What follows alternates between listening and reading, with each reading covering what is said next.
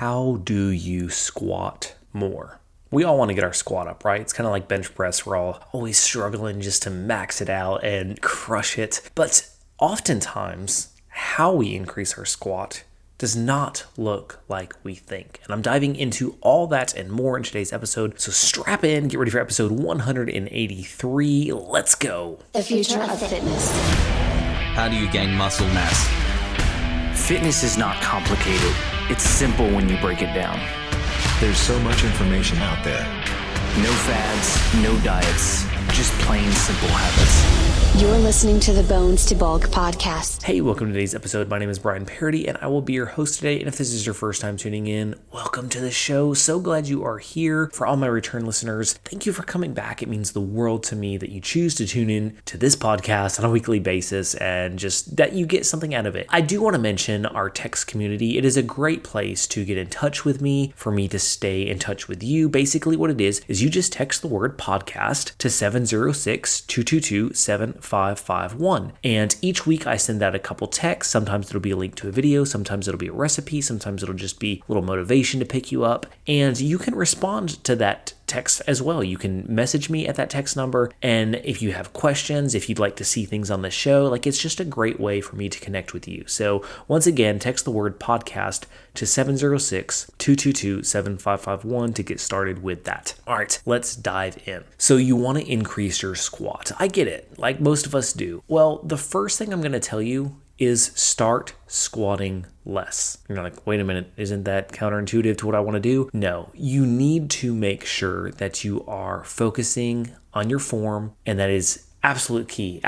Form is always key. So what you want to do is I want you to go in the gym a couple times at least and do squats where you are not worried about how much you are squatting. I want you to go pretty low on the weight and really focus on going down slow, pausing at the bottom, and coming back up, making sure that your depth is good, making sure that your stance is how it should be, which should be slightly wider than shoulder width, with the toes pointed slightly at an angle away from the center of your body. And you should have that bar rested right above the shoulder blades. You should be dialed in. The back should be perfectly straight, locked in. You shouldn't be bending your back at all. And those legs should be on fire when you push back up. Make sure that your heels are not coming off the floor, that your foot's not rolling as you press up through the movement. And sometimes it can be really beneficial to grab your phone, set it up, and film yourself doing squats. Do it from a side angle. Do it from a rear angle so you can evaluate and really pay attention, because even if you're doing it in front of a mirror, you're so focused on pushing the weight that you can't really be as objective as you can be if you're getting it from a different angle.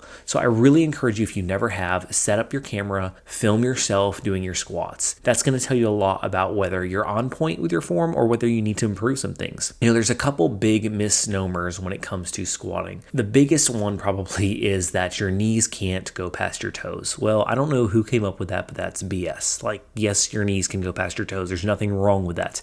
Our knees follow a natural movement, and a natural movement involves them going past the toes. So you shouldn't be afraid of, oh my God, I'm screwing up if my knees go past my toes. Mine go past my toes all the time. So don't be afraid of that. The second thing is, we try so hard to push so much weight, to whether it's an ego thing, whether, we just won't feel like, oh, I'm pushing harder if I'm lifting heavier. We need to check that at the door, because our form is so crucial. Now, once you know that your form is on point, you've done this, you've evaluated, you filmed yourself, you've gone back and reviewed it, and you feel pretty confident that your form is where it needs to be, then I want you to start incorporating these things to increase your squat. And the first is, how many times a week should you be squatting? Ideally, twice. 2 times a week is ideal for building and strengthening and being able to squat more. Now, once a week, you are going to squat normally. So whatever your setup is, do that on either one of the days, whether it's the first day of the week or the second day that you do it, it doesn't matter. But one of those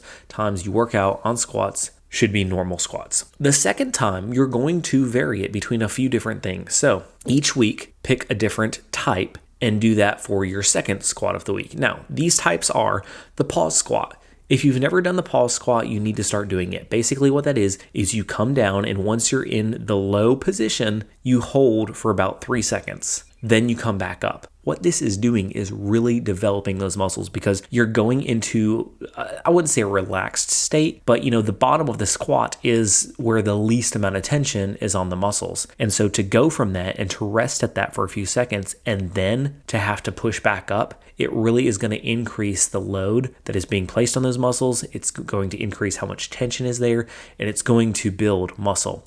The thing you want to make sure is when you're doing this, don't be going as heavy as you do on normal squats because you're going to get stuck. Make sure you have your safety bars in place, or make sure there's somebody there who is spotting you if you've never done these. Super, super important. I usually never have a spotter, but I always have my safety bars ready to go because the last thing you want is to get stuck under a bar when you're doing a squat because that's just going to injure yourself and it's not going to be pretty. So again, I can't stress it enough. Make sure you've got your safety bars in place for this. The second type of squats I recommend that you incorporate are putting those safety bars in place, setting it at the right height so that it's the even height of you in your bottom position, and then loading up the weight while they're resting on those safety bars. Then what you're going to do, you're going to kneel under the bar, get in position, and you're going to squat up from a just dead start position. So you don't rack the bar on you standing up, you get down in your low position, then you wiggle under the bar, then you press up. So you're literally starting from that dead position. This is another great one to do. And what you're going to do after each rep, you're going to completely deload. So when you go down, you're going to hold for a second, then you're going to deload the weight and rest it on the safety bars, give yourself a breather. Then you're going to do the same thing and do another rep from a dead start. I'm telling you, these are brutal. Allow yourself some time for them because it's going to take you a little bit longer to do this, but they are going to kill the muscles, like in a good way. If you've never done them, get ready. Another great variation to add in are front squats. It's literally the same thing except you're holding the bar on the front side. And what this does is it helps strengthen the front core. So, typically with a squat, we really hit our lower back, and that's a great thing. But with the front squat, we're implementing a whole lot more balance things because it's harder to balance it in the front. And again, you won't be able to squat as much weight doing it from the front, but you're going to hold it basically on that collarbone and just hold it with your hands, squat down, come back up just like you normally would with a squat. That's another great one to do. Now, I would be much amiss if I did not include talking about accessory exercises, because if you're just doing like squats and leg presses and nothing else, you're already failing at increasing your squat. There's so many muscles involved in your squat, and what you want to make sure of is that you're developing all them properly. You need to be doing lunges, you need to be doing hip thrusts, and I would even recommend side leg extensions to where you get a resistance band, you step on it, and then you put it over your arm so it makes like a rectangle. Then side step to the left, 10 steps, side step to the right, 10 steps. All these things, the hip thrust, the side steps, and the lunges are going to really help develop those muscles in ways that the squat doesn't. Every single movement, even if we're working the same muscles, so you want to make sure that you're getting a good variety of exercises on leg day. The way I usually structure it, I go with my heavy lifts first, which is usually my squats or my leg presses. Then I'll do accessory leg exercises. You don't want to completely destroy your legs before you go into your heavy lifts because that's kind of counterintuitive. Get your heavy ones in first and then do your accessory muscle exercises. All right, I hope this helps. I hope it gives you some good ideas for new things to try to really boost that squat up. And if it works, let me know. I love hearing feedback. Again, you can text me at that number 706-222-7551. Just text the word podcast to that number and you'll be joined in. With that being said, if you're on any social media platform, please check me out. I would love to connect with you. If you're on Instagram, we have a great group over on Facebook, All Walks of the Journey. You can go join that and really just get plugged in because you should never go alone with fitness. Remember, no matter what walls you're facing, what obstacles stand in your way, you can accomplish any goal that you set your mind to. You've got this.